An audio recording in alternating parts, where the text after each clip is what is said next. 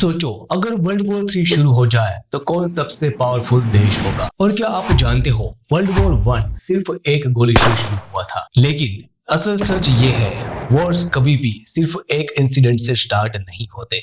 World war 1 कैसे शुरू हुआ? 1914 में ऑस्ट्रिया हंगरी के आर्चड्यूक फ्रांज फर्डिनेंड का सेरियो में असैसिनेशन हुआ। ऑस्ट्रिया को लगा कि इसके पीछे सर्बिया का सपोर्ट है, तो ऑस्ट्रिया ने सर्बिया को अल्टीमेट दिया और फिर वॉर डिक्लेयर कर दिया। लेकिन असली प्रॉब्लम यहाँ से स्टार्ट नहीं हुई, क्योंकि यूरोप पहले से दो बड़े अलायंस ब्लॉक्स में डिवाइड था।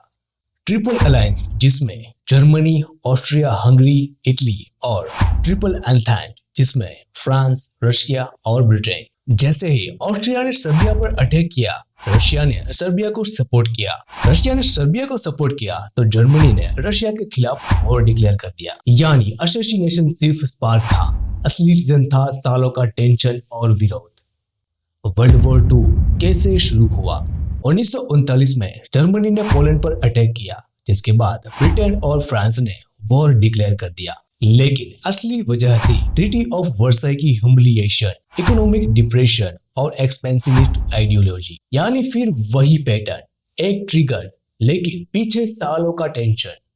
लेकिन इस बार कुछ अलग होगा।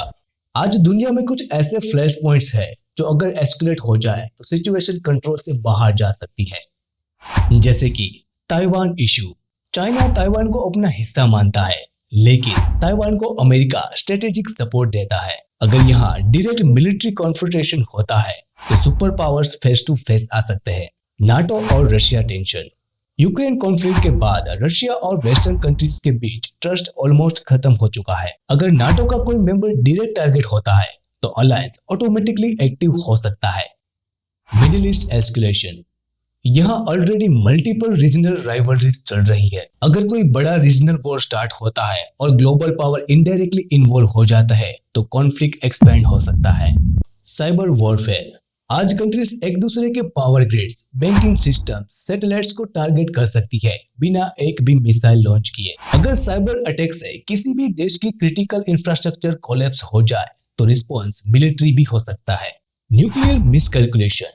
कभी भी वॉर जानबूझकर नहीं, गलती से भी शुरू हो सकता है। Flash radar alert, misinterpreted missile test या कम्युनिकेशन ब्रेकडाउन, ये सब डेंजरस सिनेरियोज है। लेकिन सबसे इंपॉर्टेंट बात, आज के वॉर ट्रेडिशनल स्टाइल में शायद शुरू ना होकर economic sanctions, trade restrictions, proxy Wars, cyber retention, information warfare और फिर धीरे धीरे एस्केलेशन होता है। वर्ल्ड वॉर 3 शायद टैंक से नहीं, सर्वर्स, सैटेलाइट्स और अलायंस से स्टार्ट हो सकता है। लेकिन अगर वर्ल्ड वॉर 3 हुआ तो सबसे पावरफुल कौन होगा? पावर सिर्फ आर्मी से डिसाइड नहीं होता, यह 4 चीजें मैटर करती है।